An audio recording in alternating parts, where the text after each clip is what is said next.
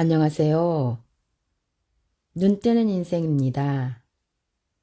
오늘 소개할 책은 내가 알고 있는 걸 당신도 알게 된다면, 저자는 칼 필레머, 출판사는 토네이도입니다.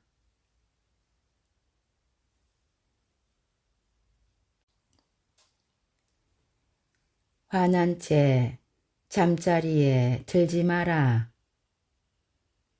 인생의 현자들은 잠들기 전 화를 풀어야 한다는 사실을 왜 그토록 강조했을까? 내 경험에 비추어 봐도 부부간의 속을 끓이다가 화난 채 잠자리에 드는 것은 그다지 좋지 않은 것 같다. 비록 하루 종일 말다툼을 하고도 여전히 싸울 수 있는 힘이 넘친다 할지라도, 때론 다투면서 심술궂은 만족감을 느낀다 하더라도, 부부가 가장 친밀하게 지내는 공간에서까지 실망, 적개심, 격렬한 분노를 경험한다면 부부 사이의 골은 더 깊어지고 회복하기 힘든 상처를 남길 수 있다. 그렇게 되면 부부가 함께 걸어갈 길을 찾기가 더욱 힘들어질 수 있다. 부부 간에 의견 충돌이 생기는 일들을 잘 따져보면 실제로 하루 종일 싸워야 할 만한 것들은 거의 없다.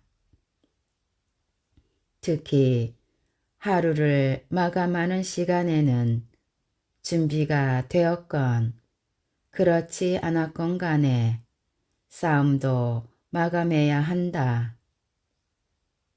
갈등을 일으킨 문제가 누구에게 더 중요한지를 따져 그 사람의 결정을 따르는 것도 한 방법이다. 자신의 감정을 붙이지 않을 편지에 적으면서 풀어도 좋다. 그 문제가 정말 시시한 일이라는 사실을 직시하고 그냥 흘려보내면 된다. 어떤 방식이 되었든 해가 지면 싸움을 멈춰야 한다. 인생의 현자들이 우리에게 들려주는 조언은 경험에서 우러난 것들이다. 오랜 결혼 생활을 통해 체득한 것인 만큼 지극히 현실적이다. 간혹 감정의 앙금이 남아있는데 갑자기 없었던 일처럼 평온하게 잠자리에 들 수 있겠느냐며 반문하는 사람도 있을지 모르겠다. 나 역시 이성적으로는 인생의 현자들의 조언에 수긍을 하면서도 마음 한편에는 그런 의문이 없지 않았다.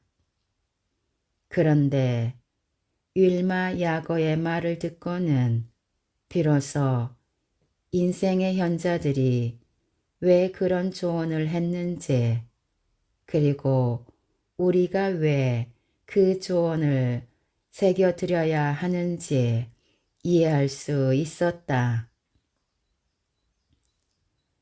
잠자리에 들 때는 반드시 사랑한다고 말하세요. 이를 부득부득 갈면서 말해도 괜찮아요.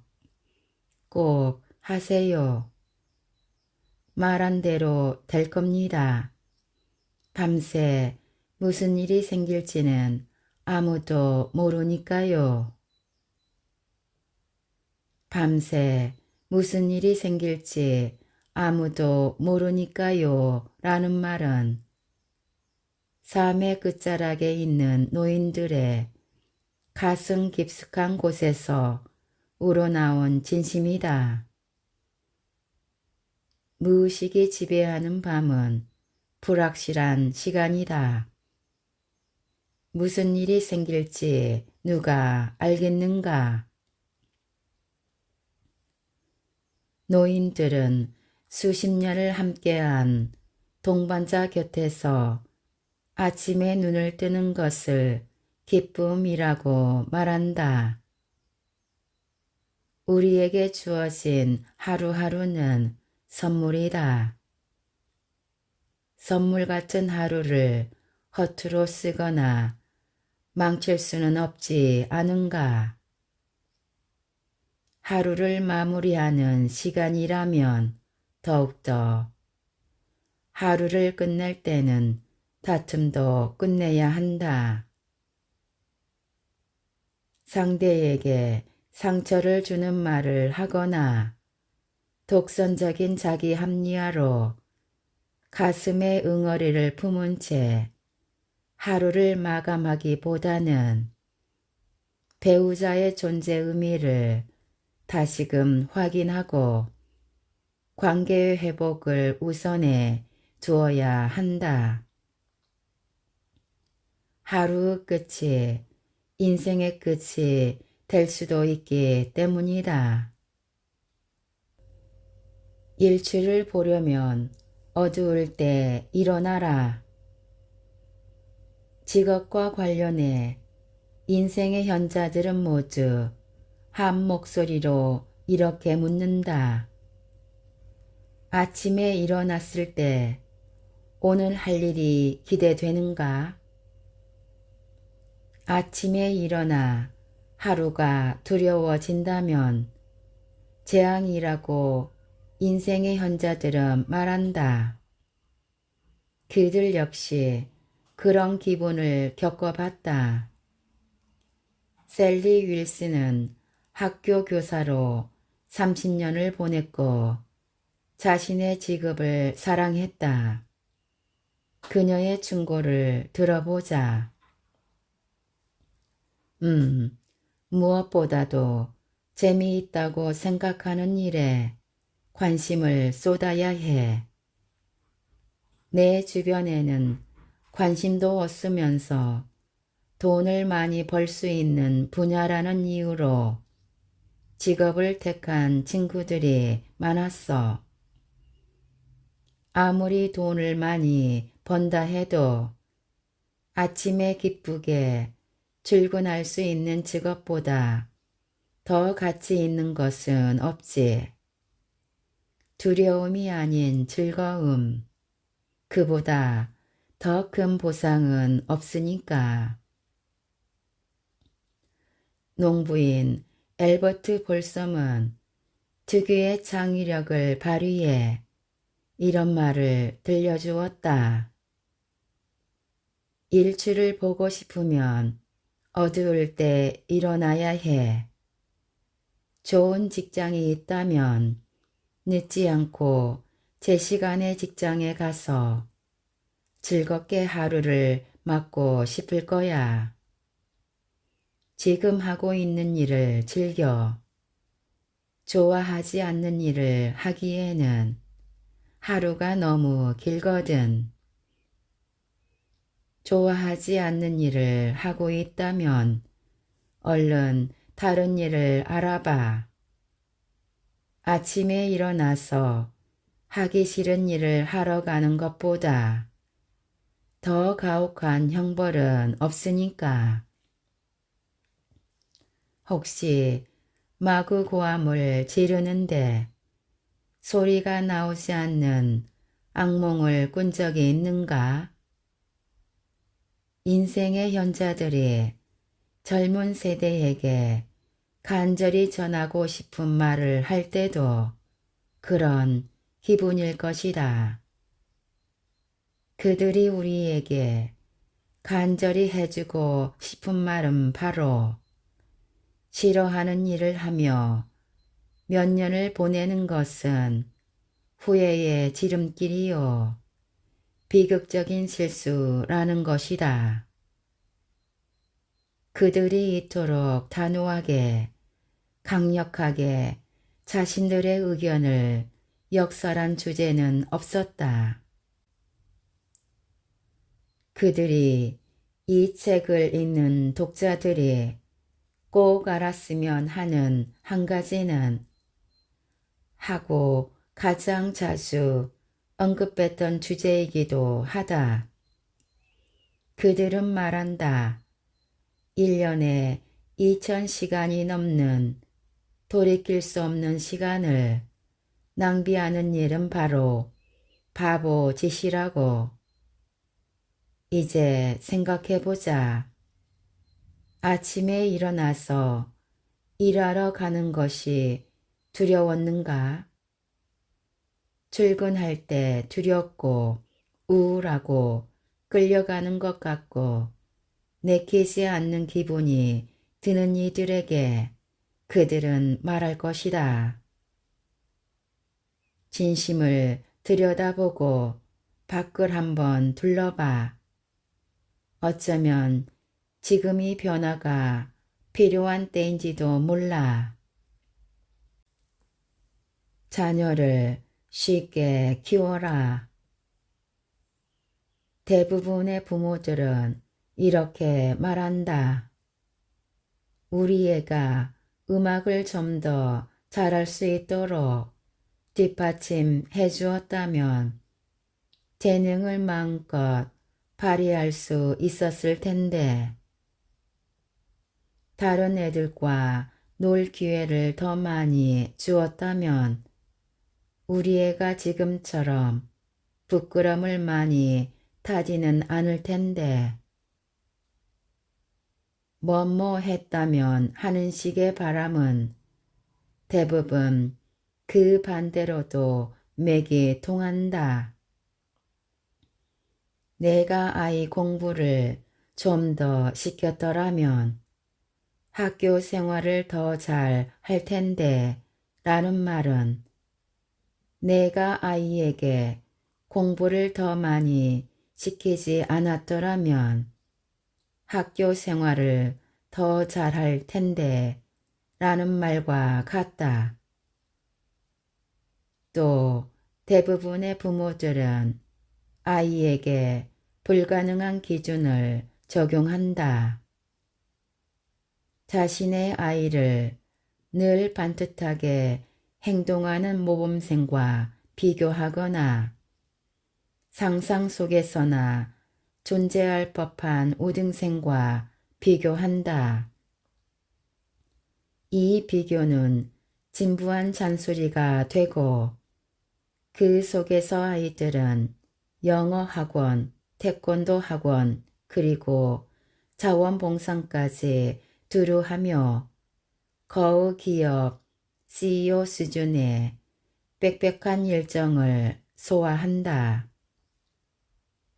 자녀가 다소 공부를 못하면 학습장애 테스트를 해보자고 강요하는 부모들도 더러 있다.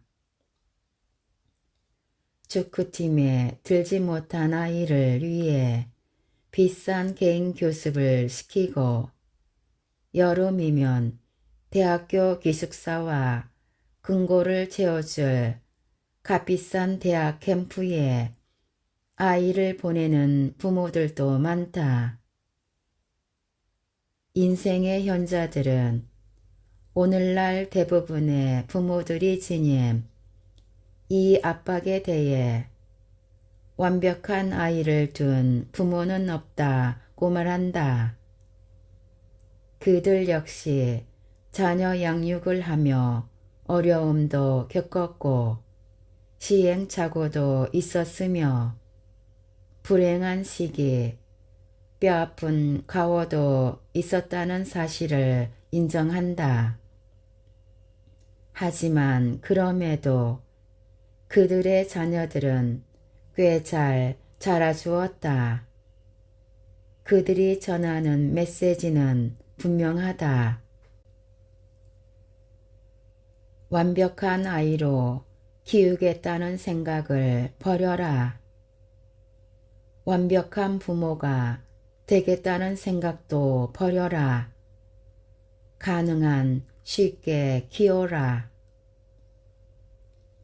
아동 심리학 분야의 선구자인 도널드 위니캇은 모든 부모들에게 이미 충분한 훌륭한 양육을 하고 있다는 점을 늘 상기해야 한다고 조언한다. 우리는 완벽할 수 없다. 하지만 예의 바르고 사랑스러운 아이로 키우기 위해 만족스러운 양육은 할 수 있다. 만족스러운 양육이라는 말은 자녀에게 실패를 허용한다는 뜻이다. 레노어 프락터에게 자녀 양육에 관한 물어봤을 때 그녀가 내뱉은 첫 마디는 어려워였다. 그렇다고 해서 레노어가 새 자녀 키우는 일을 즐기지 않았다는 말은 아니다. 단지 양육을 하다 보면 넘어야 할 장애물들이 많다는 의미다. 레노어는 양육 문제에 관해 많은 고민과 생각을 했다. 교사였던 그녀는 결국 유명한 육아책의 저자가 되었다. 그녀는 말한다. 완벽한 아이로 키우려는 욕심을 버리라고. 잘못을 통해 배울 수 있도록 아이를 내버려 두라고. 남편과 나는 양육관이 같아. 아이들이 직접 결정을 하도록 내버려 두지. 물론 아이들 결정이 늘 옳지는 않아. 하지만 실수에서 뭔가를 배울 수 있는 게 중요하지. 실수를 전혀 하지 않는다면 어떤 것이 옳은 방법인지, 어떤 것이 그른 방법인지 알 수 있는 길이 없잖아. 아이에게 결정권을 주는 것이 늘 최상의 결과를 가져오는 것은 아니지만 아이들은 어려움에 대처하는 방법을 배우게 되지. 한 번은 아들에게 이런 말을 한 적이 있어. 다른 부모들처럼 너희를 더 좋은 대학에 가도록 잔소리도 하고 너희 삶에 더 개입했으면 지금 너희가 어떤 삶을 살까 궁금할 때도 있단다. 그러자 아들이 펄쩍 뛰며 말하더군. 어머니, 우리 모두 대학에 갔잖아요. 모두 좋은 직장에 다니고 있고 누구에게도 해를 끼치지 않고 살아요. 마약에 손댄 적이 없고 감옥에 가지도 않았고요. 이만하면 괜찮지 않아요? 그래서 내가 말했지. 내 말이 맞구나. 괜찮고 말고 훌륭하지. 결국 완벽함을 추구하는 건 별 의미가 없더라고. 인생의 현자들은 자녀들에게 거는 기대를 낮추고 불가피한 실패도 늘 염두에 두라고 말한다. 문제가 생겼을 때 중요한 것은 대처하는 방법이지 완벽한지 아닌지가 아니다. 인생의 현자들은 완벽함을 포기하고 만족스러운 정도로 대체하라고 조언한다. 양육에 관한 조언을 말하면서 완벽함을 요구한 인생의 현자는 한 명도 없었다. 그들이 강조한 부모의 덕목은 오직 열린 마음과 아이의 말을 들어주는 그 자세, 그리고 선의다. 양육을 위한 5가지 조언. 아이들과 더 많은 시간을 보내라. 아이들과 시간을 함께 보내기 위해 필요하다면 희생도 감수하라.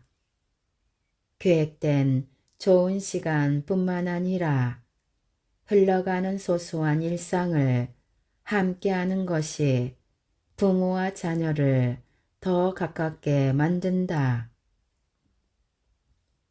깨물면 유독 아픈 손가락 드러내지는 마라. 자녀가 2 이상이라면 그중 편애하는 아이가 있다는 사실을 스스로 인정하라. 하지만 절대로 아이들이 그 사실을 알아서는 안 된다. 몸의 멍은 지워지지만 가슴의 멍은 평생 남는다. 훈육은 애정어린 방식, 존중하는 마음으로 해야 한다. 체벌은 무조건 안 된다. 무슨 수를 써서라도 관계의 균열만은 피하라. 할 수 있는 모든 수단을 동원해서라도 자녀와의 관계에 돌이킬 수 없는 금이 가는 것만은 막아라. 설령 부모가 양보하더라도 그럴 만한 가치가 있다. 자녀와의 관계는 평생의 관점에서 보라. 자녀가 독립해서 집을 떠난 후에도 부모-자식 관계는 지속된다.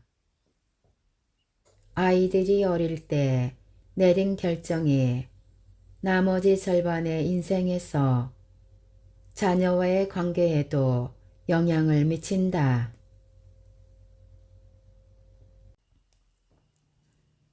나이와 싸우지 마라. 많은 사람들이 할 수만 있다면 흐르는 시간이라도 잡아 노화를 멈추고 싶어 한다. 이런 심리를 반영하듯 시중에는 노화를 막아준다는 약품에 화장품, 의료기술까지 넘쳐난다. 하지만 인생의 현자들은 말한다. 잊어버려라. 그리고 나이와 싸우지 마라.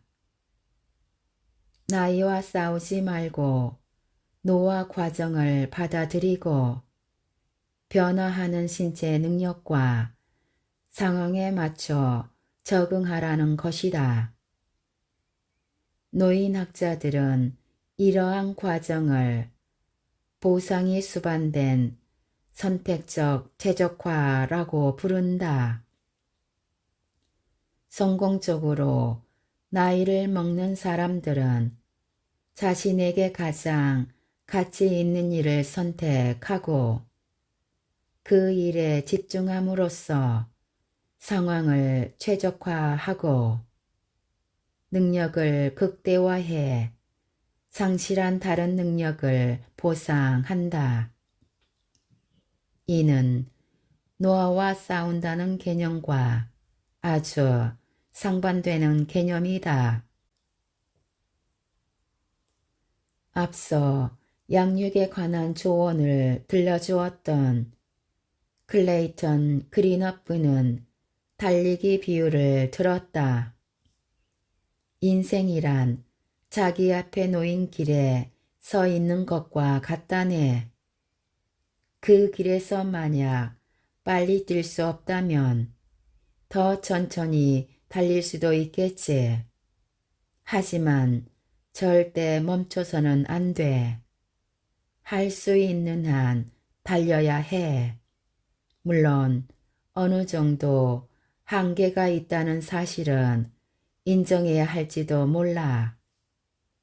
그럴 때는 그냥 이렇게 생각하는 거야. 그래, 내가 할 수 있는 건 이 정도야. 그러고는 한계의 끝을 아주 조금만 더 늘리는 거지. 그래야 계속 달릴 수 있는 동기가 생기니까. 인생의 현자들은 노화를 이야기하며 걷기를 자주 언급했다. 실제로 물리적으로도 비유적으로도 걷기와 노화는 비슷하다. 마지막으로 카롤리나 레시의 현명한 지혜를 들어보자. 나는 걷기를 아주 좋아했어. 그런데 5년 전쯤 심장에 문제가 생겼다는 진단을 받았어. 큰 산에 더 이상 오르지 못할 거라더군.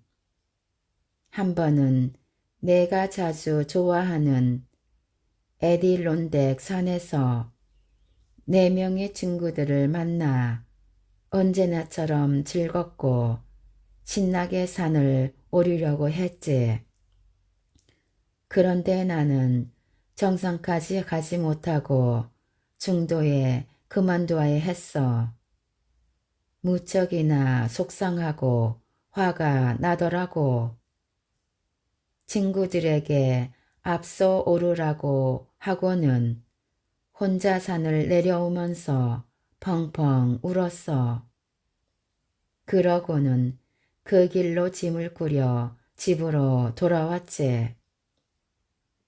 집에 와서 앞으로 어떻게 해야 할지 생각하고 또 생각했어. 그랬더니 내게 주어진 선택사항들이 보이더라고. 내게 벌어질 일들을 인정하지 않고 늘 분노하며 지낼 것인지 혹은 산에 오를 수 있는 다른 방법을 찾아볼 것인지. 일단 나는 현실을 인정하는 법을 배워야 했어. 그래서 매년 산으로 가서 딱 내가 오를 수 있는 만큼만 오르고 있어. 이제 그 산들이 그렇게 거대하게 느껴지지 않아. 나 역시 그렇게 젊지 않고. 인생의 현자들은 포기를 모른다. 그들은 달콤한 광고 문구나 값비싼 의학 기술에 기대어 노화를 막으려고 안간힘을 쓰지 않는다. 그저 달리고 산을 오르고 인정하고 적응한다. 그렇게 절망이 아닌 만족의 삶을 향해 간다. 뒤에 오는 이들에게 훌륭한 이정표가 될 자취를 남기며 자신을 있는 그대로 받아들여라. 후회 없는 삶을 살려면 잊지 말아야 할 것들이 무엇인지에 대한 인생의 현자들의 조언을 들었다. 바로 후회 없는 삶이란 조금 과장된 말이라는 것이다. 후회 없는 삶을 추구하는 것은 매우 가치 있는 목표이며 일상생활에서 더 나은 결정을 내리도록 도움을 준다. 하지만 잊지 말아야 할 것이 한 가지 더 있다. 바로 대부분 사람들에게 그 목표는 비현실적이라는 점이다. 그래서 인생의 현자들은 또 다른 인생의 해답을 귀뜸한다. 살면서 실수를 범하거나 잘못된 결정을 내렸다 하더라도 자신을 너무 탓하지는 말라는 것이다. 자신이 한 일을 두 번 다시 생각하지 않는 사람은 드물 것이다. 문제는 그 실수나 결정이 과연 후회할 만한 일인가 하는 점이다. 실수를 용납하지 못하고 지난 일에 대한 후회에 빠져 지내는 것이야말로 가장 큰 후회를 부르는 일이다. 후회는 극복할 때 의미가 생긴다. 앨리스 로세토는 후회를 극복하는 방법으로 자기 수용 연습을 권한다. 내가 저질렀던 실수에서 배운 것이 있다면 바로 이미 일어난 일은 돌이킬 수 없다는 거야. 먼저 있는 그대로 자신을 인정해야 해. 나는 그게 참 힘들었어. 나는 조금만 더 열심히 노력한다면 정말 모든 것을 제대로 완벽하게 할 수 있을 거라는 말을 끊임없이 들으며 자랐거든. 하지만 모든 일이 그렇지 않다는 사실을 받아들여야 할 때도 있었지. 그리고 반드시 그렇게 되지 않아도 괜찮아. 그게 바로 자기 수용이야. 한번 결정을 내리면 혹은 방향이 정해지면 뒤돌아보거나 예측한다고 해서 바뀌지 못해. 몇 년 전 누군가 내게 했던 이 말처럼 신발을 샀다면 옆 상점에서 파는 신발에는 눈길도 주지 마라. 마릴린 스티플러는 이렇게 말한다. 자신에게 더 관대해지라고. 지난 일에 대한 죄책감에서 벗어나라고. 다른 사람을 다정하게 대해야 하듯이 자신에게도 다정해야 하네. 나는 걱정도 많고 기대도 많고 죄책감도 많은 집안에서 자랐어. 그런데 나이를 먹을수록 자신에게 관대해지고 자신을 소중하게 대접하는 것이 아주 중요하다는 것을 알게 되었다네. 사람들은 자신에게는 너무 가혹하게 굴거든. 자신에게 지나치게 엄격한 판단의 잣대를 들이대진 마. 편하게 생각해. 스스로를 좀 더 편하게 대해주라고. 인생의 현자들은 하나같이 말했다. 나이가 들면 결국 자신을 용서해야 한다고. 한 번의 실수나 잘못된 결정으로 오랜 세월 후회를 짊어지고 왔다면 이제 그 후회를 내려놓으라고. 후회할 일을 만들지 않기 위한 5가지 조언. 정직하라. 훗날 당신이 가장 후회하게 될 일은 바로 그건 작건 정직하지 못했던 행동들이다. 공명정대하지 못했던 사람들은 훗날 크게 후회하며 고통스러워하는 경우가 대부분이기 때문이다. 기회가 묻거든 네 하고 대답하라. 새로운 기회나 도전할 일이 생겼을 때 긍정적으로 받아들이면 그렇지 않은 경우보다 훨씬 후회가 적다. 더 많이 여행하라. 할 수 있는 한 필요하다면 다른 일을 포기하더라도 여행을 많이 다녀라. 대부분의 인생의 현자들이 여행 경험이 삶의 가장 중요한 부분이라고 회상한다. 그리고 더 많이 여행하지 못한 것을 후회한다. 배우자를 고를 때는 신중 또 신중하라. 중요한 것은 빠른 결정이 아니다. 충분히 시간을 두고 미래의 배우자를 알아가야 하며 남은 평생을 함께 할 수 있는지를 살펴본 후 결정하라. 하고 싶은 말이 있다면 바로 지금 하라. 마음 깊숙한 곳에 있는 진심을 나눌 수 있는 유일한 순간은 그 사람이 살아 있을 때다.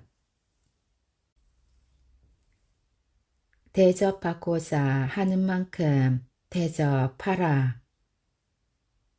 인생의 현자들에게 했던 다양한 질문들, 가령 살면서 터득한 가장 중요한 교훈은 무엇입니까? 혹은 삶에서 가장 중요한 원칙들이 있다면 무엇입니까? 등에 대한 대답 속에서 반복되는 표현들이 있다. 그 중 하나가 바로 황금률이다. 아마도 어린 시절 주일학교에서 황금률을 배운 사람들이 많을 것이다. 황금률이란 남에게 대접받고자 하는 대로 남을 대접하라는 그리스도교 윤리로 인류가 탐구한 삶의 원리 중 황금처럼 고귀한 지침이라는 뜻에서 황금률이라고 부른다. 어떤 인생의 현자들은 자신들의 핵심 가치를 딱 이 세 글자로만 표현하는 경우도 있었다. 삶의 가장 중요한 핵심 가치나 원칙은 무엇입니까? 황금률이지. 물론 황금률이라는 말 대신 다른 표현을 쓰는 인생의 현자들도 종종 있었다. 예컨대 남이 너희에게 해주기를 바라는 그대로 너희도 남에게 해주어라. 혹은 남에게 대접을 받고자 하는 대로 남을 대접하라. 이와 같은 표현도 있었고 또 어떤 인생의 현자들은 부정 표현을 이용해 남이 내게 하길 바라지 않는 것은 나도 남에게 하면 안 된다 라고도 했다. 인생의 현자들이 왜 황금률을 중요한 가치로 거론한 걸까?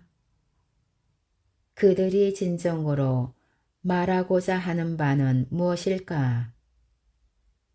나는 이 문제에 사로잡혀 인생의 현자들이 황금률에 관해 언급했던 자료들을 다시 찾아보았고 그들이 들려두고자 한 지침이 무엇인지를 서서히 이해하게 되었다. 그들이 황금률에 빗대어 말하고자 했던 바는 측은지심이었다. 측은지심이라는 말은 인생의 현자들이 내게 했던 말들을 완벽하게 함축하고 있다. 이 말은 타인을 지근하게 여기는 착한 심성을 의미하며 영어의 compassion은 라틴어 파티와 쿰에서 발생된 말로 함께 괴로워하다라는 의미이다. 즉 무엇이든 남에게 대접을 받고자 하는 대로 너희도 남을 대접하라 라는 말은 타인과 공감하고 타인의 관점을 이해하고 타인의 감정을 느끼고 타인을 힘겨운 삶의 여정을 걷고 있는 여행자처럼 생각하라는 뜻이다. 타인에 대한 연민과 공감이 있으면 자연스럽게 타인을 내가 대접받고 싶은 만큼 대접하게 된다. 많은 인생의 현자들은 삶의 수많은 장애물, 비극, 위로 등을 통해 타인과의 공감이 얼마나 중요한지를 배웠다. 그들은 그 경험을 단순하게 이렇게 말했을 뿐이다. 다른 사람을 친절하게 대하라. 친구가 되어주고 도움을 주어라. 다른 사람을 존중해라. 마벨 로츠는 이 삶의 교훈을 짤막한 한마디로 표현했다. 바로 사랑이다. 다른 인생의 현자들과 마찬가지로 마벨도 사랑을 베풀 기회가 생긴 것을 매우 감사하게 여기고 있었다. 또 그렇게 하지 못한 시간들을 후회했다. 가장 중요한 건 사랑이야. 아이들에게, 손주들에게, 가족들에게 내가 사랑한다는 사실을 알게 해 주어야 해. 내 삶을 바꿀 수 있는 부분이 있다면 사람들에게 더욱 인정을 베풀고 살고 싶어. 자네도 알겠지만 유난히 비판적으로 대하게 되는 사람들도 있잖아. 하지만 지금에 와서야 이런 생각이 들어. 그 사람의 삶을 더 이해했다면 훨씬 더 인정을 많이 베풀어 주었을 텐데 그 사람의 좋은 점을 더 많이 알았더라면 그렇게 비판적으로 굴지 않았을 텐데 하는 생각 말이야. 이제 타인들의 삶의 가치를 더욱 귀하게 여기게 되는 것 같아.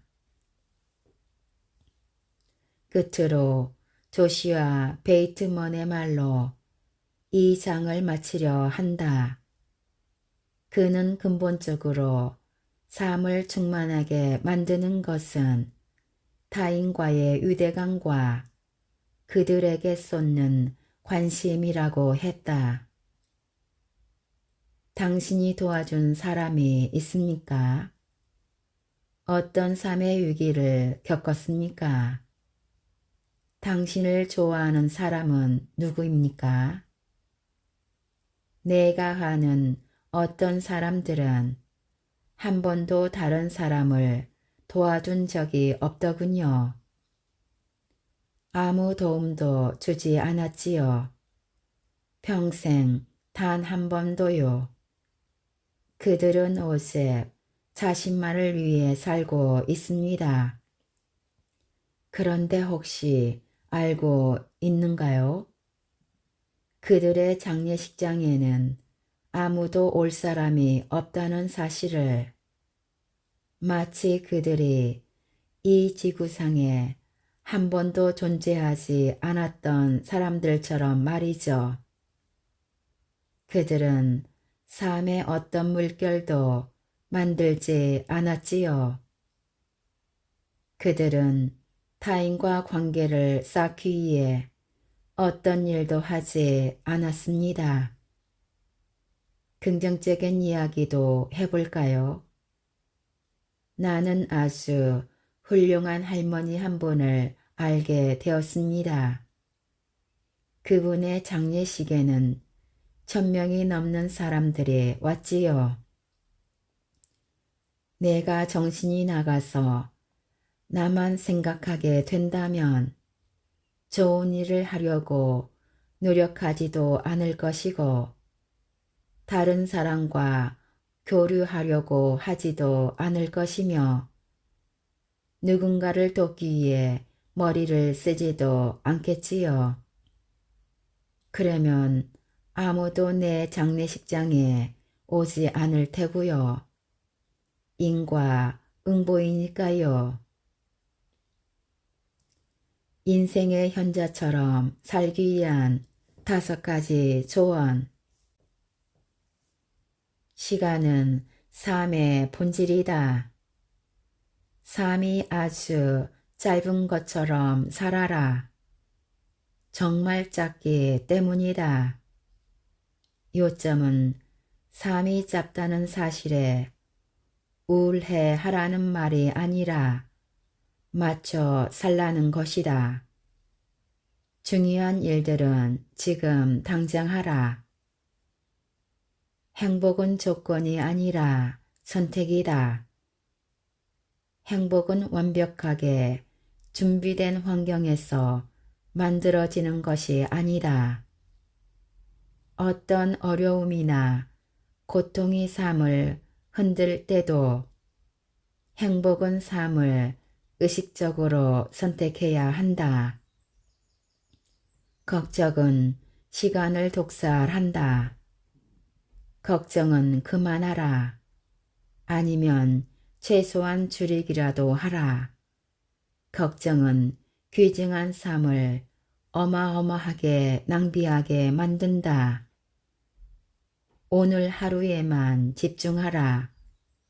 삶을 충만하게 만들고 싶다면 작게 생각하라. 단순한 일상의 즐거움에 적응하고 그것을 음미하는 법을 배워라. 믿음을 가져라. 믿음이 있는 삶은 행복하다.